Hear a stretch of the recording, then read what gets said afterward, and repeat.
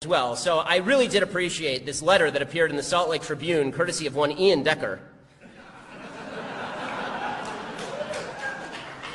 of Students for a Democratic Society, which, frankly, I didn't even know that it existed. Like, is Tom Hayden still alive?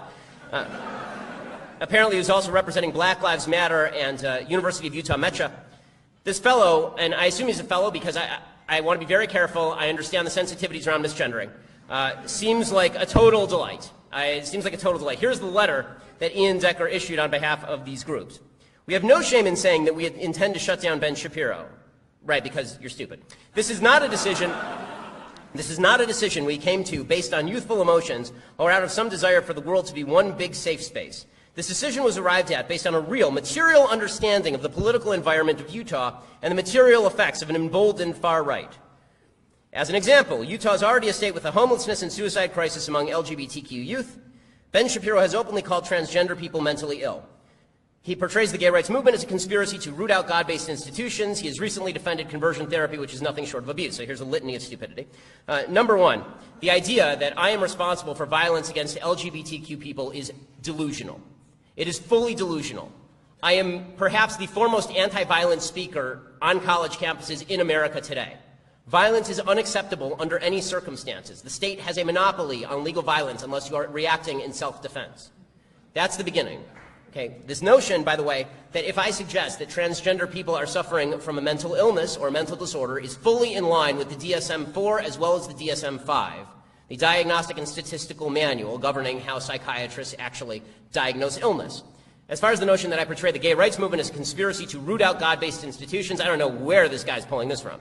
What I have said is that if there are members of the radical gay rights movement who suggest that my synagogue should be forced to perform a same-sex marriage, or that my business should be forced to cater a same-sex wedding, that is obviously an attempt to root out God-based institutions. Clearly.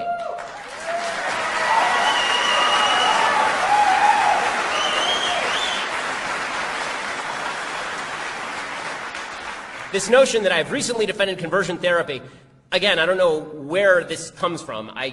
To my knowledge, I don't think I've ever actually defended conversion therapy. What I have suggested is that parents, in consultation with their children, have the right to go to psychiatrists, to see psychiatrists for any treatment they choose. It's a free country. That's all.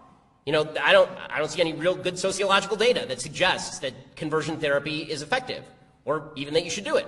But as a parent, it is my responsibility how I want to raise my child, and anyone who gets between me, including the state, needs to move to the side.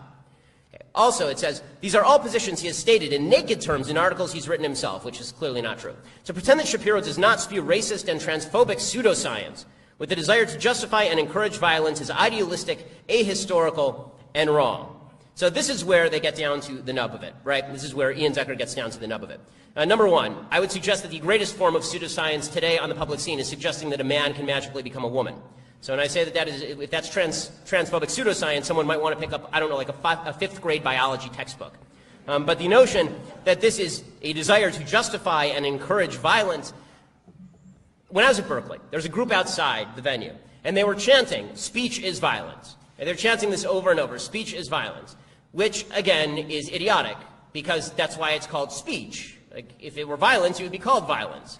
Right? Speech is speech, and violence is violence, and unless the speech is overtly calling for violence, the speech is not linked with the violence. But the idea that if I say something you find offensive, that this is somehow promulgation of violence across the country is merely an excuse for people to get violent against the people with whom they disagree. That is ideological fascism at work under the guise of a smiling, happy face. And says, we intend on shutting down Ben Shapiro precisely because we don't live in a fantasy world where hate speech has no consequences. We believe his hate speech can and will have material consequences for vulnerable people. Again, if you can name one person, one, in America, who has been physically harmed because of my speech, I dare you to find them and show them to me. One. Okay, and I'm not talking about my 3.5-year-old who I had to deprive of ice cream yesterday. I'm talking about someone else. And when I say this, people on the left for some reason find this non-empowering. To me, this is the most empowering thing that anyone can say to you, is your life is your own and it's your decision what to do with it. That you get to make the decisions that make your life better. This is the basic conservative worldview. You're an individual, no one has to give you anything, but no one's going to get in your way, and it's our job to make sure that people don't get in your way. That is the basic constitutional worldview. That is the viewpoint of the founders of this country, which is why this is the greatest country in world history. The left doesn't believe this, however. The left doesn't believe that you're an individual. The left believes in intersectionality, the idea that you are a member of a group. The left believes in a hierarchy of victimhood. We can tell how much you've been victimized by looking at the color of your skin. We can tell how much you've been victimized by looking at your place of birth. We can tell how much you've been victimized by the kind of clothes you wear. Okay, this is nonsense. But what it does do is it's pretty popular on college campuses because it removes the requirement for you to make good decisions with your life. If you fail, if you suck at life, you don't have to blame you. You can blame everybody else, which is super duper convenient. Now, the way this works is that you form a coalition of people who all believe that their problems are caused by the United States more broadly, and politically speaking, the people who benefit from this are political and media elites who then use that as an excuse to tear down the system itself. The system is so bad, right? You're a black person. You know the system is bad. Join with me, a gay person who knows the system is bad. Join with me, a Latino person who knows the system is bad. We'll tear down the system, and we'll build up a big government system in its place. This is why the left likes to use intersectionality. It's a substitution of identity politics warfare for class warfare. Now, in order to make this work, they have to have a hierarchy, because not everyone can be equally victimized.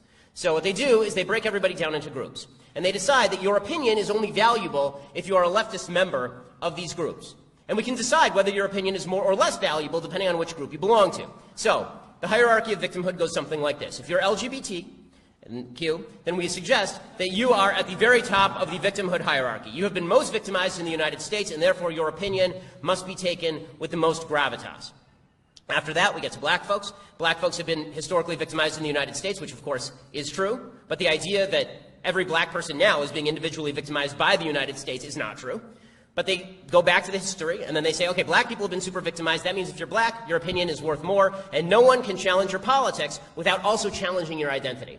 So it goes LGBTQ, and then black folks, and then Hispanic folks, and then women, and then Jews, and then Asians, and then way down at the bottom, white straight males. Right? Those are the people who are at the very bottom, and their opinions do not matter at all, because those are people who are beneficiaries of the system, right? They don't get to talk about the system, because they're the ones who built the system. They're the ones for whom the system was created. America was built in order to benefit rich, white, straight males, and ever since, it's been benefiting rich, white, straight males. And so they don't have anything to say until they acknowledge their white privilege. And if they do acknowledge their white privilege, they still can't say anything unless it's just mimicking what other people say. That's the best way to acknowledge white privilege. If you're a white ally, you'll shut the hell up. Right? That's the idea here. You can even see this. There's an Antifa video that was going around the internet over the past couple of weeks. It's really hilarious. It's a what appears to be a Latina Antifa woman talking to this gangly white Antifa nerd and telling him that he should shut up and punch a Nazi. He should not talk. He should just punch a Nazi. Because if he talks, then he's demonstrating his white privilege. But if he punches a Nazi, then he's a real ally. And that's how this logic goes. There's one problem with this. None of this is true. This notion of this hierarchy of victims, that everybody in the United States is treated by group identity by the system itself. Of course, I say this every speech, and people on the left constantly ignore it. Of course, American history is replete with racism and sexism and bigotry and homophobia. Of course, that is true. And of course, some people are affected by the after effects of these things. Right? If you grew up in a community that suffered under Jim Crow, it's possible that you have less familial wealth passed down generation to generation. Of course, that's true. You'd be a fool to deny that. That's not the same thing as saying that you get to affect injustice today in order to correct injustices in the past. You do not get to harm people who have never harmed you because somebody's dad once harmed your dad. That's not how justice works. That is injustice. And it's also not true, by the way, that America is a place where nobody can change their circumstance. America is a place where everybody can change their circumstance. This notion that America was created specifically for the benefit of rich white males to preserve their power. Absolute, utter hogwash. Just complete bull. The way that you know this is complete bull is because the highest single earning group, average family, is Asians. The Constitution, last I checked, was not written in Korean by a bunch of straight Korean males who wrote the Constitution specifically to preserve their own place at the top of the Asian-dominated American hierarchy. The fact is that there is tremendous mobility in American society. This is the American dream, is this mobility, and that still exists. So now I'm going to explain why, if you're a member of particular groups, you're not a victim. So I'm not just going to leave it at telling you you're not a victim. I'm going to explain why you're not a victim. Okay, let's start with black folks in the United States. Are you inherently victimized because you're black in the United States? So again, for the second time, slavery, Jim Crow, evil, no excuses. Of course. And of course those have historical after effects. That is not the same thing as saying that people who are living in bad circumstances today are doing so because the system today is unfair. That is not the same thing at all. I require that when I have a political conversation with somebody, that they prescribe a solution. Okay, it just can't be whining about the circumstances of America. I need a solution, because usually the whining doesn't even boil down to evidence. It boils down to America is racist, therefore support my program, and if you don't support my program, it's because you're a racist too. That's not an argument, that's an emotional appeal. And it's nasty and it's vicious, because the implication is that you're a racist if you disagree with them, which is garbage. So, let's talk about the income gap between black folks and white folks in the United States. Again, it is true. Familial wealth 2 generations ago, there was a big gap between black folks and white folks, and that gap exists today. Is that entirely due, or even largely due, or even mostly due to historic injustices, the lack of income mobility in large swaths of the black community? No, it isn't. Income mobility still exists. According to the Brookings Institute, a left-leaning institute, 2% of Americans who followed these 3 simple rules are in permanent poverty. Only 2%. The other 98% of Americans who follow these 3 simple rules will not live in permanent poverty in the United States. Get married before you have babies, finish high school, get a job. That's it. Those are the 3 simple rules. Okay, I don't think that it's asking too much to suggest that we are all capable of doing these things. High schools around the United States suck. If you can write your name, you're going to finish high school in the United States.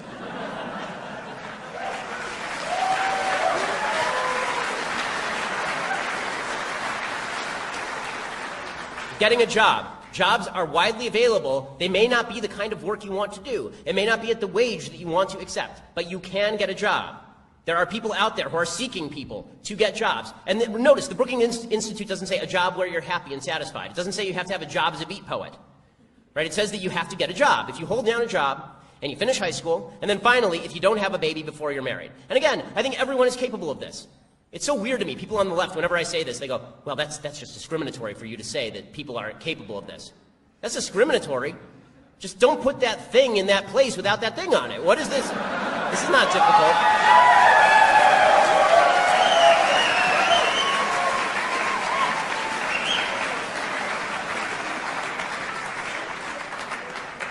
75% of Americans who have followed these 3 simple rules and started off in the lowest quintile in America's economy have moved into the middle class. 75%. Single motherhood is the single greatest predictor of intergenerational poverty, not race, not race. 71% of poor families in the United States overall have children without being married. The poverty rate among non-married white families was about 22% as of 2008. The poverty rate among black married couples, that same year, 7%. What happened to the white privilege? What happened to the white privilege? Why is it that white unmarried mothers aren't richer than black married families? Because the problem isn't the color, the problem is the lack of marriage, obviously. Okay, how about crime? There's this notion that the police are systemically racist. They're going around just arresting black people willy-nilly so that they can fill the prisons with black people for no reason other than they hate black people. Okay, nonsense. Not true. Not true. You know what's a really easy way not to end up in jail? Do not commit a crime. Really easy way not to end up in jail.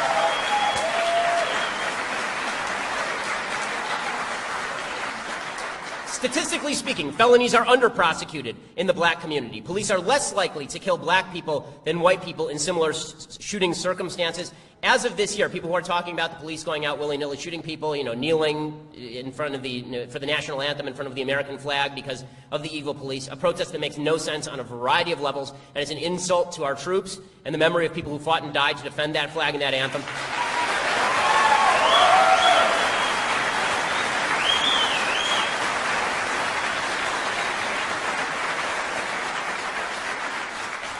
Notice I didn't say those people should be fired. I'm just saying they're morons. Okay, the fact is that according to the Washington Post, this is the Washington Post, okay, not a right-wing source. I try not to use right-wing sources so that people on the left can't accuse me of cherry-picking the data. According to the Washington Post, there have been 721 police shootings this year. Grand total number of black unarmed people shot by the police, 9. 9. Okay? Notice that is not 50%, that is not 40%, that is not 30%, that is not 10%, that is closer to 1%. Closer to 1%. And just because a perp is not armed, or a suspect is not armed, to be more specific, does not mean they didn't try to attack the police. Okay, you count as unarmed if you attack the police with your fists, and if you try to take the gun off the police officer. So the idea that even those 9 is all innocent people being shot is not true either. Right? This is why we need to look at each individual case. Instead of just saying that every case is a case of police racism, we actually need the evidence in each individual case. If you show me a case where it looks like a racist shooting, for example, the shooting of Walter Scott in South Carolina, where a white officer shoots a black guy in the back, if that happens, then you're talking about something that we can all get behind. But if you're talking about Darren Wilson shooting Michael Brown, absolutely not. That is not a racist shooting, and to